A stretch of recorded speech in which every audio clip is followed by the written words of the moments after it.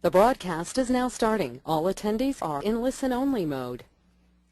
Good morning, everyone. Welcome to another edition of our Launchpad webinar series. It's the 11th of March, Tuesday. It's a nice sunny day in Toronto.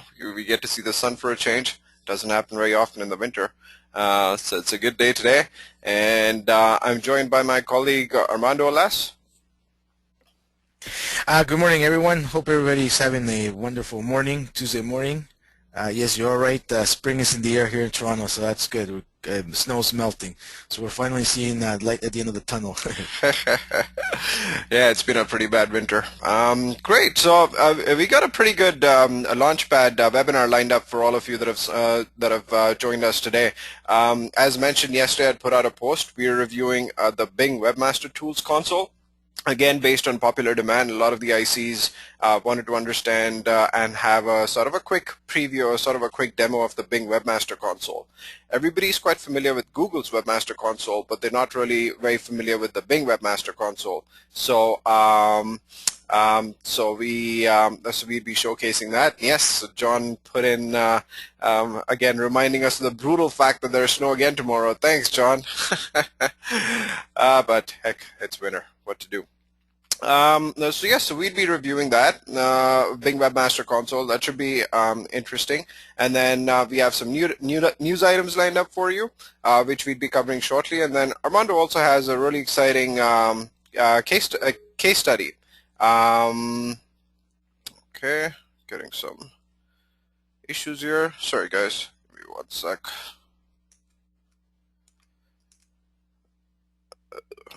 Okay. There we go. All set. So Armando's got a really cool landing page case study of site redesign, a facelift that we did. So Armando's going to be talking about that. And then, as I mentioned, the tool of the week is the Webmaster Tools console that we'll be reviewing. And then followed by questions. Excellent. Moving on. So the first news item for the week is for any of the ICs that are actually doing product listing ads in Google. So if you're doing any kind of product listing ads where you have incorporated Google Shopping for your clients, then be careful. What's happening is that Google's really upping its enforcement of product feeds in the Merchant Center account. So if you do have a shopping account and a Merchant Center account, then just make sure that your clients' feeds are all properly optimized, they're installed properly, they have the correct pricing information, they have the correct product identifiers which conform with standard specifications as far as product identifiers are concerned. They should have product numbers. So there's a whole format, and for the ones that are interested, just shoot us an email in terms of what the appropriate format for a Google feed is, and then we'll direct you to the right place where you can get that information. So if you are doing Google Shopping, if you're in setting up merchant feeds for your clients, just be very careful because Google's really stepped up its enforcement.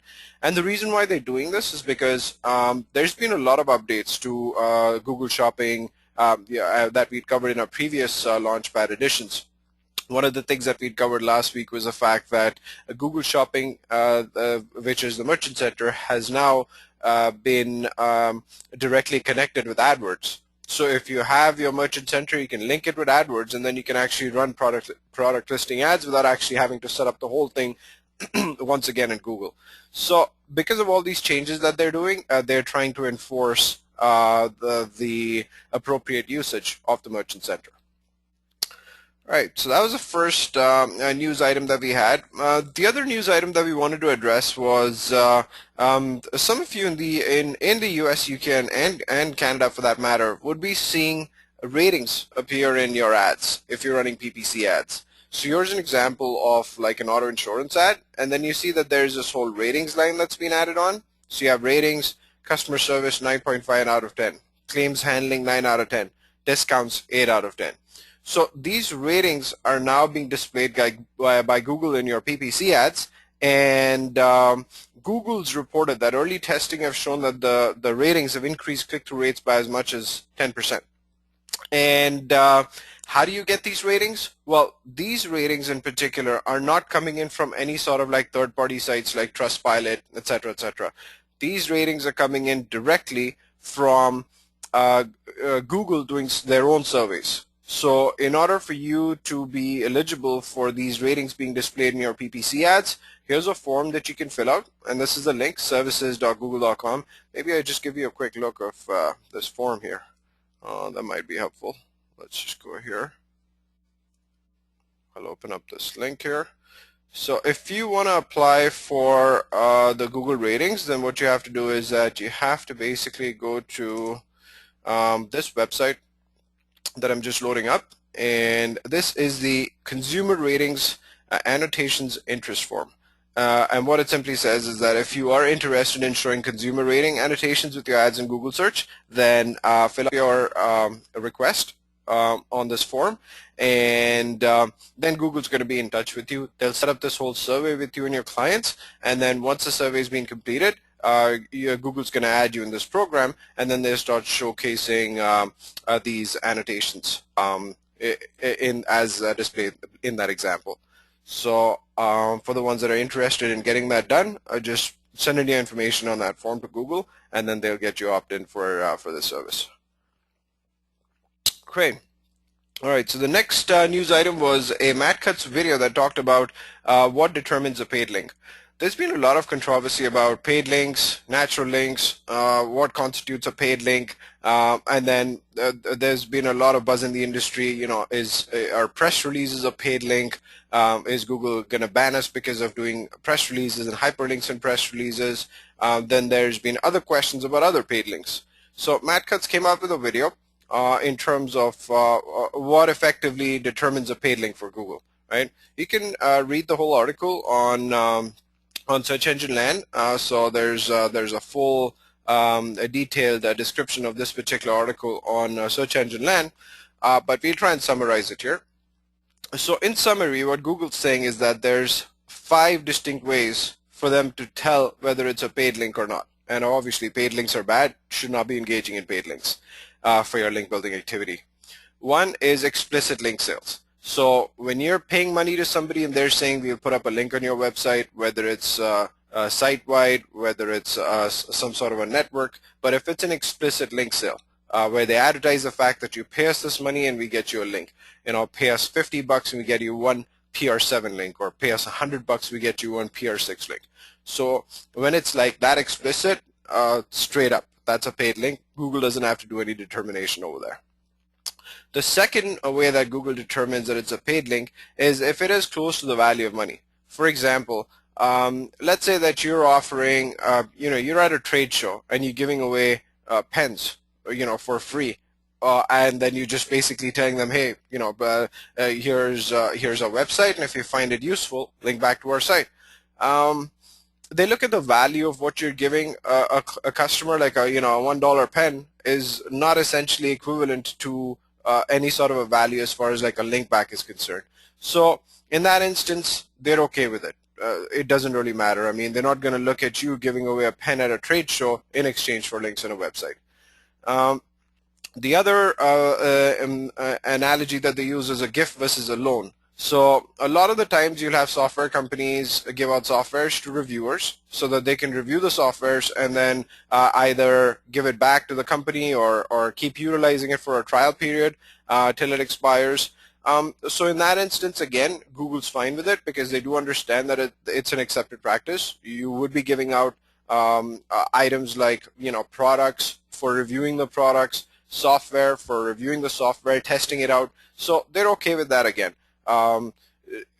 Now, if you loaned it out, which is fine. If you outright gifted it, that might be a little bit of a question mark because, again, they'll just look at what the standard industry norm is as far as that particular industry is concerned. The intent of the audience is also noticed. So the intent of the audience relates to is this being done with the intent of link building, or is the intent something else? In terms of the actual gesture. So whatever the gesture is, for example, like if you're doing an activity with the whole purpose of generating links, and that's your main intent, that's an issue for Google. But if your intent is an alternate activity as opposed to getting links, they're fine with it. And then the last point that Google really focuses on is surprise or not. And this relates to, again, accepted industry practices. I mean, if a journalist wants to review a car and the company actually presents him with a car as a keepsake and he can have the car, uh, is a journalist going to be surprised? He's going to be obviously very surprised. So that's kind of like the analogy that Google uses. If you break the norm in giving something out to somebody for a review or a link back, and that person will be surprised with what you've done, that's an issue for them. So these are kind of like the 5 characteristics that Matt Cutts talks about in his video in how Google determines what a paid link is. A lot of the times it's, I mean, it's sort of like manual. I'm pretty sure that the bots can only do so much as far as determining paid links are concerned. I'm sure a lot of the action is manual, where there's a manual review that takes place for any sort of a website that's suspected of engaging in paid links, either as a service or a provider of paid links, and then they take action accordingly. So that was Matt Cutts' video. Again, if you want to get more information, you can go to this particular article on Search Engine Land, read more extensively about it, and then there's Matt Cutts' video at the bottom that you can listen to as well. All right, so the other big news of the week was Getty Images. I mean, Getty Images, I'll take you to the website, has been, I guess, the leader as far as stock photography is concerned for the longest time. I mean, their collection's fantastic, the quality of their pictures is amazing, and all the top media outlets, the likes of CNN, the likes of a lot of the top brands, a lot of the newspapers, the leading newspapers, their online sources are all using Getty Images.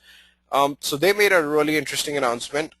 They basically, the CEO, Jonathan Klein, essentially said that we have to move with the times. It's getting very tough for us to enforce who's using Getty Images and who's not, as far as the internet is concerned. So he essentially said that, look, if you're using it for non-commercial purposes and you're just using it for your own projects, etc., for your own website, but it's all non-commercial, you can go ahead and use Getty Images for free. So that was a pretty big move done from Getty, because their stuff is pretty high quality and very expensive. Some of the images, I mean, you can pay as high as $400 or $500 per image for utilizing it. So very high quality, very expensive, but they're having a lot of challenges with enforcement, because a lot of the people were just using the images for free. They weren't really paying Getty Images to just take the images, and then they'd embed them in their articles and other material utilizing the images. So Getty was finding it harder and harder so as to enforce like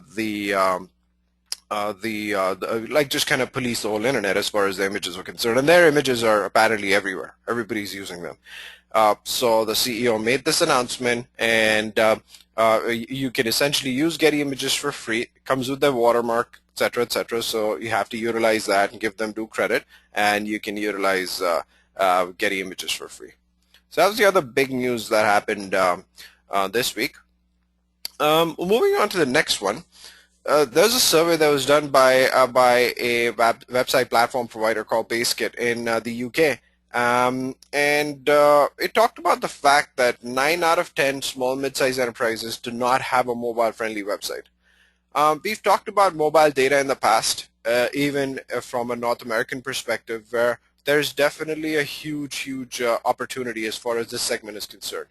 And now it's no longer about mobile-friendly, because, I mean, a mobile device is in different shapes and sizes. So now it's all about responsive. There is definitely a huge opportunity as far as responsive is concerned. We have the ability to make a current site responsive. We also have the ability to make a brand new website responsive, depending on what the situation is with your prospects. So I really suggest that when you are talking to your prospects, you start educating them on the importance of having a responsive website, because all the data that we are looking at our analytics for our clients across the board is indicating the fact that mobile usage is on the rise, and quite dramatically so. We've seen some of our clients' websites, mobile usage go up to as high as 30 or 40% of total traffic, and desktop is only about 50 or 60%, as compared to a couple of years back, where mobile would probably be like 5 or definitely under 10%. That's no longer the case. Mobile's going up, and how bad would it look for a potential prospect that's coming to your client's website that's really interested in their product or service, but it's looking at the website in an iPad and the site's all broken and he doesn't have a good experience. He can't access the contact information for the website. There's no click to call options for that prospect. It's just going to create a really bad user experience. And so this is a huge opportunity. And the good part is that you can utilize this opportunity not just for new prospects that you're pitching to out there. You can also utilize this for your existing clients, clients that you're working for that have good campaigns running with them. You can pitch them a responsive design as an upsell. And again, all depending on what their current content management system is, we can definitely make their sites responsive the way they are right now, and that can be a nice little upsell for the ICs. Now, all the data backs up the fact that there is a huge opportunity as far as this particular segment is concerned. Great. I'll move it on to Armando with his case study. Armando? Thank you, Anish. And I think that interesting. Yeah. Good morning. Interestingly enough, I hope everybody can hear me. But interestingly enough, it is true that we are seeing more and more ICs working with their clients and helping them with their responsive web design. There are some sites that, for the purpose of maybe their design and it may be a little bit older, you can't really do a responsive web design. So there's other options like mobile-friendly sites as well. And one of the best ways to kind of look at that is by, if the client really needs, if he's getting a lot of traffic from mobile users, is to look at their analytics.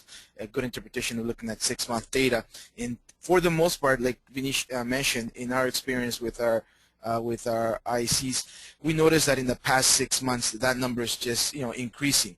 So clients may not want it today, but do recommend it at your quarterly review meetings because it is a good opportunity for them, not just for you, but for them to pretty much tap into the mobile and tablet market.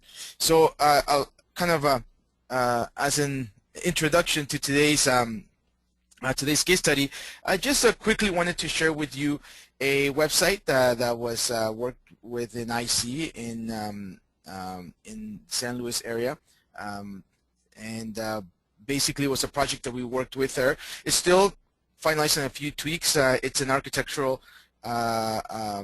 design firm, sheet metal systems firm, sorry, and they're based out of San Luis area. And what we had done with them was, they're a really good company. They're probably a small mid-sized company with some great work that they've done in the past. And one of the key things that the IC and obviously the client wanted to do was to enhance and improve the company's online image and showcase their list of projects. Sometimes these type of industries, you'll know that they'll just have a very dull website. And if you look at here, what I wanted to show was the before picture. This is what their website looked like, in the year 2013. They pretty much had a very brochure, static website, no logo. They did have an image, but it was, very plain. If Vinish, if you can just go to the photo gallery, please, on this on the left-hand side. And obviously, we're all experts here, and we can tell that the website needed a lot of work. And when you go to the photo galleries, you'll notice that the client have it didn't do justice for the type of work that they actually do. So what we did was, obviously, one of the things that I was very pleased was working with this IC, and the fact that they've been very involved in the process, very responsive as well, and we've been able to work with them and develop the client's new website. If you can just go back to the PowerPoint presentation, please, Anish, so I can just share some of the points that we did. Number one, the client wanted to have a stronger, a new look and feel was very important to enhance and improve the company's online image and obviously showcase their projects. And obviously they wanted to do it with responsive web design. So this website that we developed was with responsive web design. They wanted to showcase their projects. And as I will show you in a second, you'll see we did a custom gallery, stronger call to actions, slider show or V slider, social media icons, telephone number. If you notice in the old site, it was very dull. There wasn't really any call to actions, just like a business card. So we needed to kind of create more interaction on the website. And for other SEO as well as conversion optimization tools, we added blogs and forms to the site as well. So if you can just go to the new site, Vinesh, please, the site that's live now. We recently just launched it. There's still a couple of tweaks that we're doing. And obviously, as you can see, it's a little bit totally different. Obviously, we couldn't, the client didn't want to change the logo, but we kind of worked with what they provided to us, and we've been able to develop this new look with a bit of content on the homepage, being able to add a YouTube video, optimize that YouTube video as well. And at the top, if you go to the top, you see that the header is totally different. Stronger call to actions with social media icons, telephone number, information. Now, if you could just go to the Our Work, please, Vinesh, Our Work. Yeah, any of them. You can click on any of them. You'll notice that they've been able to now organize, categorize their image gallery, and the way we've done it was twofold. One of them was not only to showcase their products, their different projects, but also to optimize. So part of the strategy is that we created different categories for different projects, and we're going to be optimizing these projects locally. And one of the recommendations here is that sometimes clients, they may not have a lot of content to write about or to share with you or news.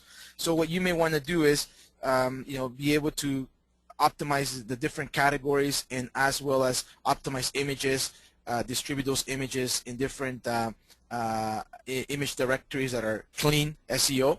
And that's the way we've kind of planned this website with the client, because we know that because they're in the architectural world, there isn't, that we're going to have content every month.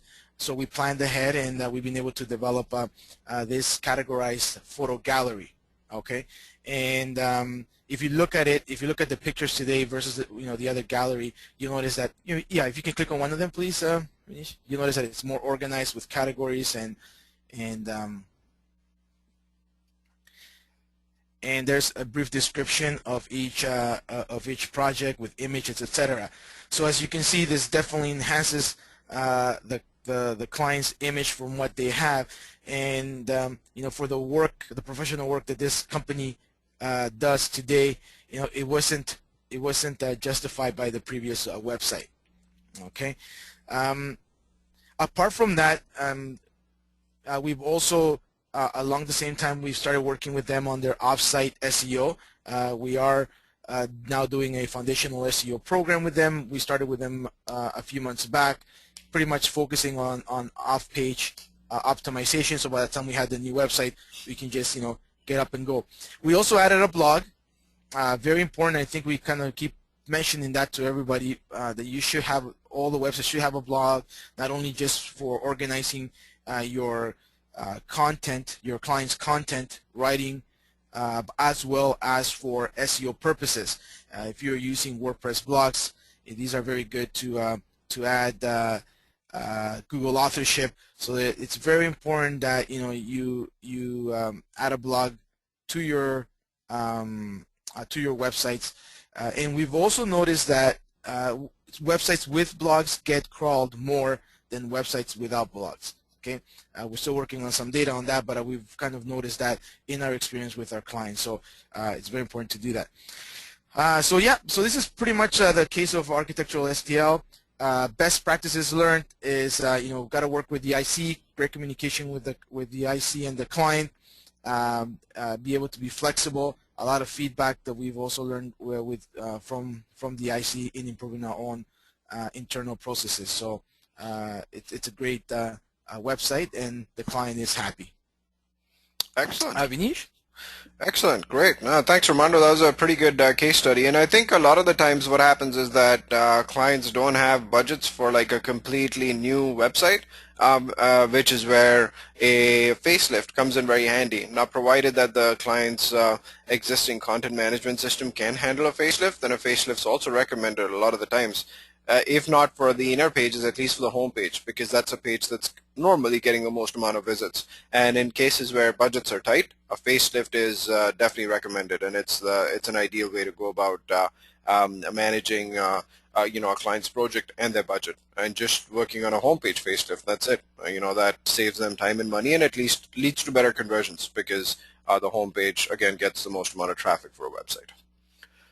Fantastic, great. Thanks for that, Armando. So moving on, this week, as we mentioned, we were going to be reviewing the Bing Webmaster console. Okay, get ready. So it's going to be starting now. All right. So the login screen is going to be like this. You just go to Bing. The URL is bing.com toolbox webmaster blah blah. So just type it in Bing or Google Bing Webmaster Console, and it's going to basically bring you to this sort of like an interface. You click on sign in, and it does prompt you for a Microsoft account. Not needed. So in this case, we have a Gmail, so we're just logging in with a Gmail. We set this up as a demo account. So you just use your username and your password, and then you're going to be logging in. Takes a couple of minutes to log in. Great. Once you log in, it's going to basically bring you to a dashboard. Now, unfortunately, this site has already been verified, but the process for verifying your website is very similar to that of Google Webmaster Tools. You have to put a piece of code or a meta tag on your website, and then Bing Webmaster Tools validates it, confirms that it's your website, and then once your website is validated, this is the first page that you would essentially be coming into. So as you can see, this is your main dashboard. You can review data for the last 7 days, 30 days, the last 3 months, 6 months, or you can even custom range your data. So the data here is not limited to 3 months like it is for Google Webmaster Tools. Over here, you have data from the time that you've actually installed the Google Webmaster console, the Bing Webmaster console. And the reason why Bing is also getting important as far as Webmaster Tools is concerned is because of the keyword data that it has, and then I'll be showing you the keyword data in a second. So as far as your dashboard is concerned, the activity that you see is it's broken down into site activity. Site activity is essentially a summary of what's happening on your website. Clicks from search, impressions in search, how many pages are being crawled, any crawl errors, and how many total pages have been indexed for your website. So that's kind of like the site activity information that appears on your dashboard. Sitemaps, so any sitemaps that you've submitted, when have you submitted them, all that information is going to be appearing in your dashboard. Then there's two other information pieces that appear in your dashboard. You have your search keywords, so your top organic searches are going to be displayed, and you can again change the time frame, right? This is, I believe, showing data for a week or so. Actually, no, it's for 30 days. And you can change the time range. So you have your keywords, so your top keywords in organic search, the number of times they appeared in search, so the impressions and the clicks. And then you also have your inbound links that are being displayed on the dashboard. So inbound links essentially are links that are pointed at your website for your different pages. All right. So that's also displayed on your dashboard. When you look at your left-hand side, you would essentially have, if you have other sites that are validated as far as this account is concerned, you can click on My Sites, and it's going to give you a listing of all the sites that have been displayed in your dashboard. You can click on the Add a Site icon if you want to add a website to Webmaster Tools. Again, the process is very intuitive. You just put in the site information and validate it. In the dashboard, you'll see, right now this is the dashboard view, and below the dashboard there's 4 sets of data that are available from the Bing Webmaster Tools console. The first data refers to the configuration of your website. Here's where you'll be getting the code for us to validate your website. All sorts of configuration for your website with Bing Webmaster Tools gets done with this particular tab. And we'll look at all these tabs in detail. The second tab that Bing Webmaster Tools displays is the Reports and Data tab. This is where a lot of the reports are available for you, a lot of the data as far as your website is concerned. Then you have some tools and diagnostics, and there's a search tool, a pretty cool search tool that I'm going to be showing you as a part of this particular tab. And then there's finally the Messages tab. So if there's any messages of any warnings or any sort of malware or viruses, etc., or any other messages, that Bing wants to send over to you about your website is going to be showcased in the Messages tab. So let's look at this Configure My Site tab. When you click on the Configure My Site tab, it opens up a whole bunch of different options that are available for you.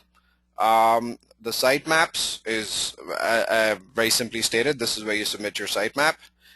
Submitting your URLs. If there's any particular URLs that you want submitted, you would utilize submit URLs. Ignore URL parameters. So if you have dynamic URLs, then what you can do is that you can basically put in any sort of parameters that you want Bing to ignore. Because a lot of the times you do have dynamic URLs for tracking purposes, so you can tell Bing, okay, ignore, question mark ID equals whatever, and then you just submit it, and it's going to ignore these parameters. Crawl control. This essentially allows you to control the crawl rate for your website, and you can give all that information over to Bing. Over here, these are all the different options that it gives you. Once you're satisfied with your call rate, just hit save, and it's going to basically take that information into account. Deep links. Deep links essentially is any links that you want to block. So for whatever reason, if you want to block a deep link in your web page for a particular search result, you can do that as well. So URL for the search result, and then you can also control it by country. It's a pretty cool feature, because you don't want certain pages to be showcased, let's say in the US. Like for example, if you have US Canada discounts, separate discounts, you can actually put in the information over here. Not recommended to block any pages as far as your website is concerned, so use it with like extreme caution. The same thing goes with your next tab, the next function, which is block URLs. Again, use with extreme caution. It's not recommended to block URLs on your website, because what it might do is that that URL might be the gateway to other URLs, which is how Bing is crawling your website, and if you block that particular URL, it might cause some sort of an issue. So again, use it only if it's really, really needed. The page preview tab, again, just like the name suggests, you can actually preview and see how Bing's actually looking at this page. So you can just put in the URL, hit fetch, and it's going to actually fetch the page for you. So disavow links is Bing's answer to Google's disavow tool. Again, they came up with this in order for sites to get rid of their bad inbound links. So if you feel that you have poor inbound links, low quality inbound links that you think are actually hurting and impacting your rankings, then just like Google's got the disavow tool, you can actually disavow links right in Bing Webmaster Tools itself.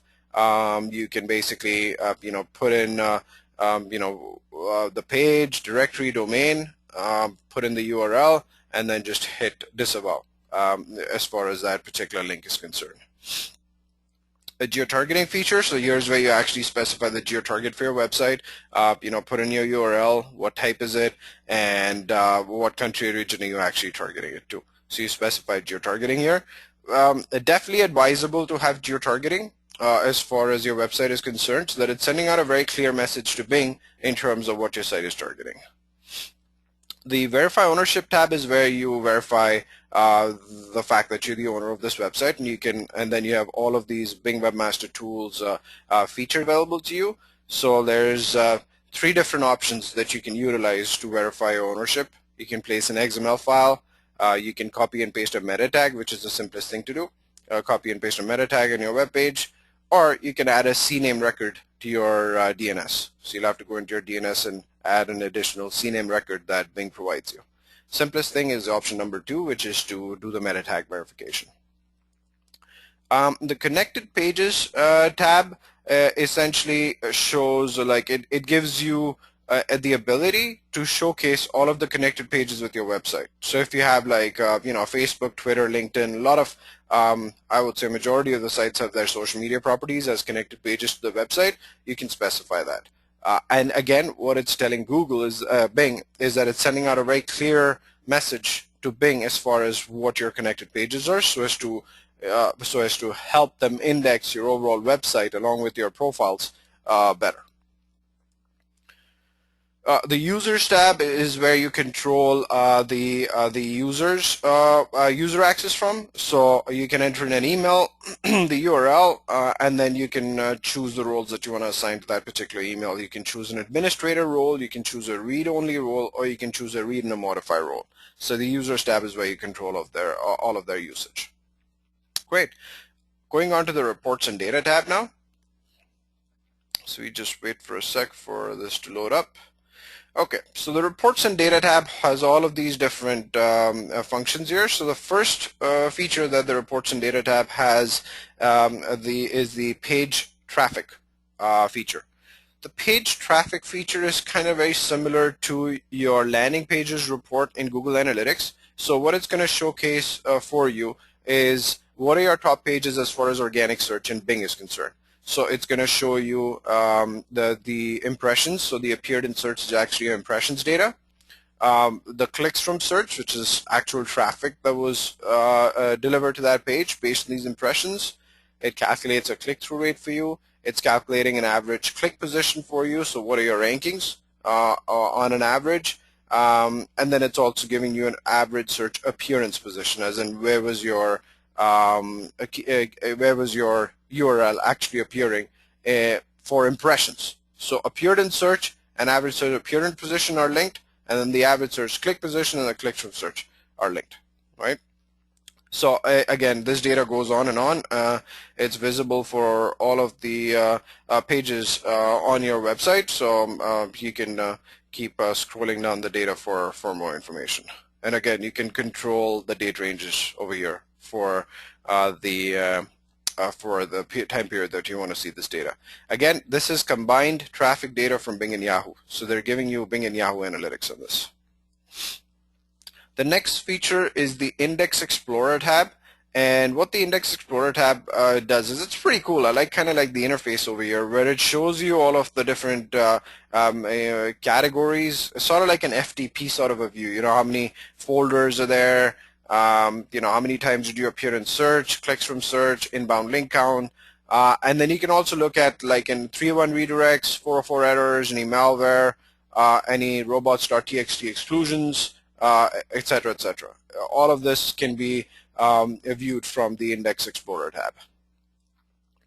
The Search Keywords tab is a pretty cool feature. It's kind of similar to, again, the Google Webmaster Tools data, and this particular function is getting more and more importance ever since the not provided has shot up in Google, because Bing is the next best place so as to get intelligent analysis as far as keywords are concerned. So choose the date range once again. You can also customize your date range, and then what it's going to do is that it's actually going to give you your top keywords from your organic searches. So over here again you can see what keywords are getting the most amount of impressions and their clicks. There's no not provided here, which is great. So you have trade show displays, banner stands, pop-up displays for this particular client getting a whole bunch of impressions for this particular campaign. So this tab is gaining more and more importance, and here's where you can derive a lot of intelligence as far as keyword research for your website is concerned. Takes a bit of time to gather some qualitative information. Let it run for about 30 or 60 days before you start making some decisions and using this data for testing. The other cool feature that Bing also has is an SEO reports area. It's in the beta stages right now, but what it does is that it basically scans pages on your website and it gives you SEO suggestions. So for example, if there's duplicate pages, if your meta titles are not correct, and this is very similar to the HTML suggestions tab in the Google Webmaster Tools console that highlights title tag issues, meta description issues. That's exactly what this particular tab does as well for you. The inbound links tab showcases all of your inbound links that are pointing back to your website, and the good part is that it actually showcases links specific to pages. So for example, this particular link, pop-up displays page, how many links does it have? It's got about 21 links pointing back to it, and you can click on it and you can see all the links that are pointing back to this particular page, so as to give you a good idea of all of the inbound links for this page. Crawl info, pretty straightforward. It's giving you crawl information as the Bing bot is crawling the website.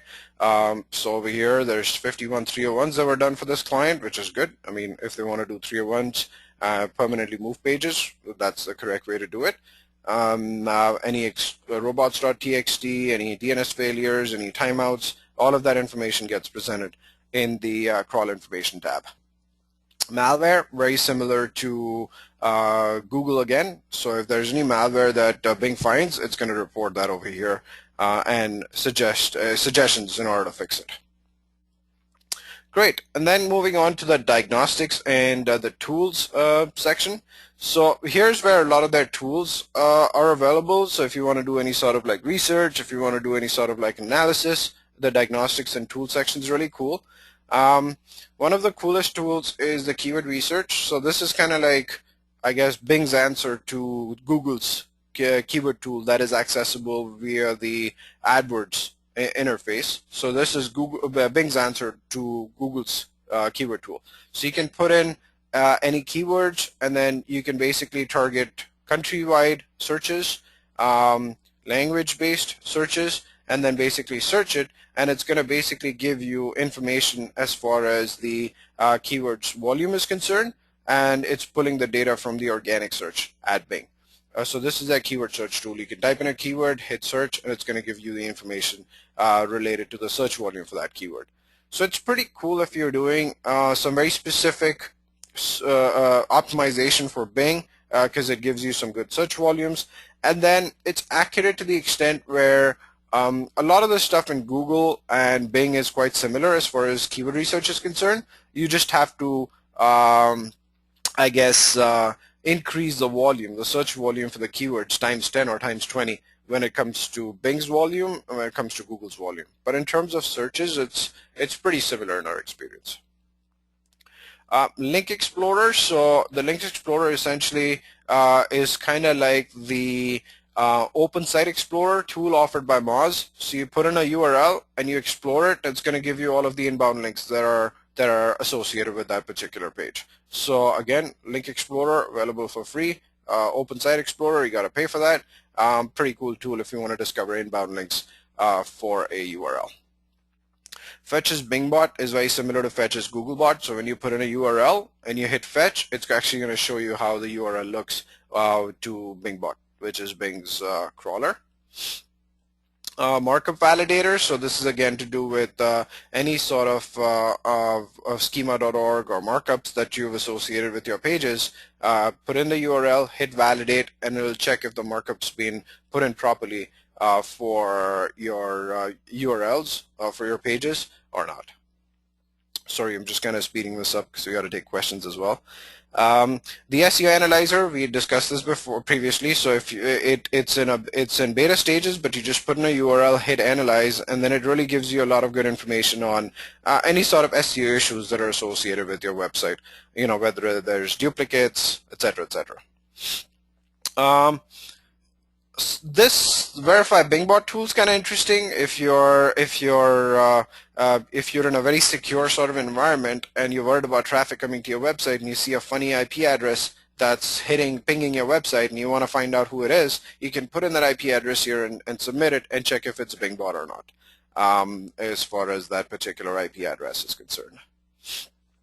Site move relates to any sort of like URLs that you're moving from one place to the other. That's where the site move function comes into play. Very effective for that.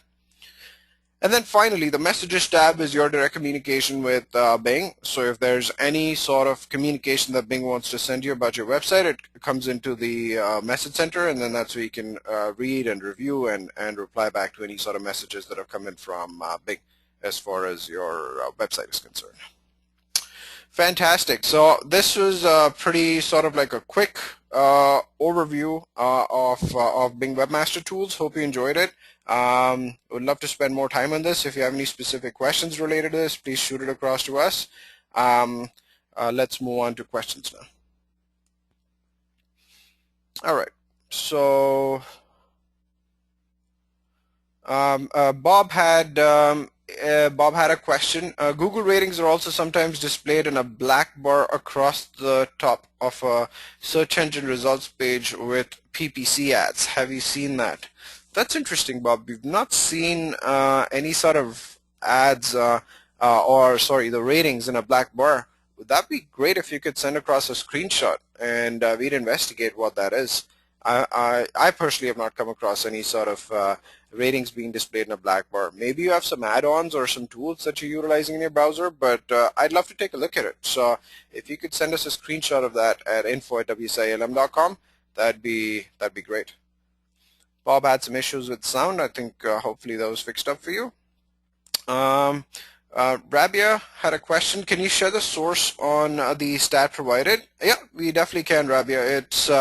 It was a research that was done by a company based out of the UK. We'll send you a link to the actual article page.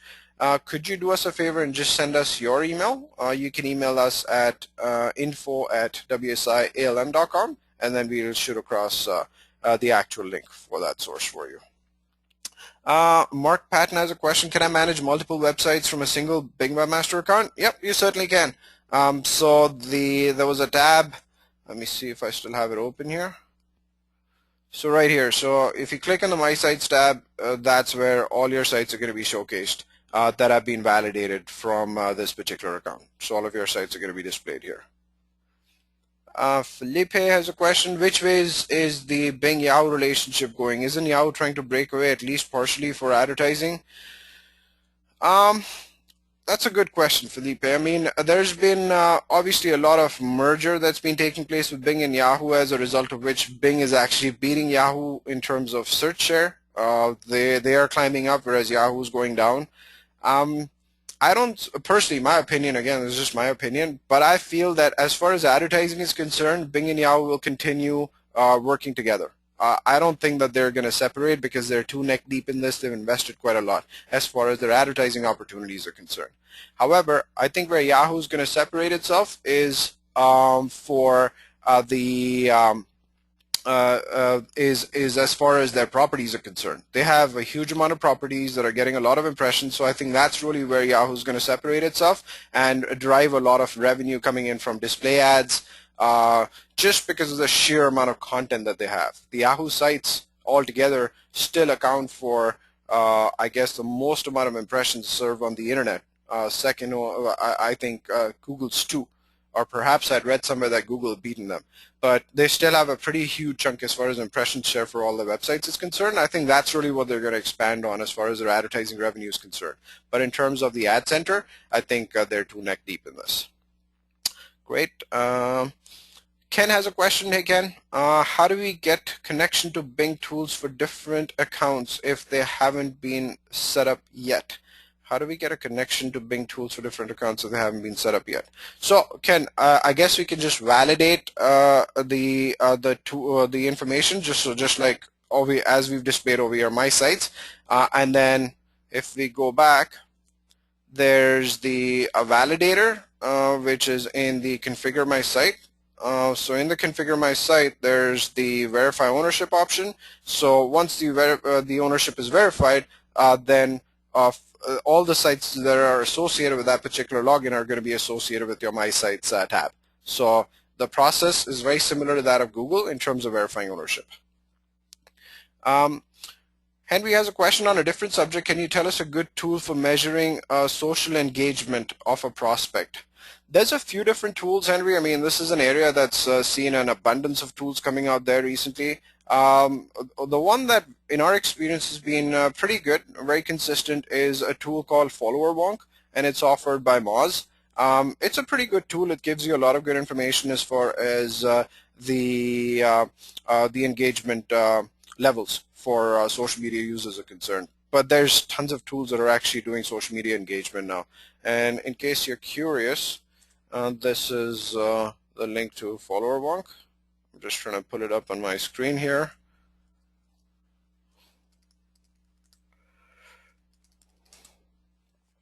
So this is a tool that used to be independent and then got acquired by Moz, Rand Fishkin's company. So this is kind of like what the tool looks like. We've used it a bit, and it's a quite an interesting tool, and it's quite a powerful tool as well. Yeah, we'd suggest taking this tool for a spin. Great. Yep, I guess no other questions. Great. Thanks again, everyone. Thanks for joining us for today's Launchpad edition, and then we'll see you next week, Tuesday, 11 a.m. Thanks, everyone.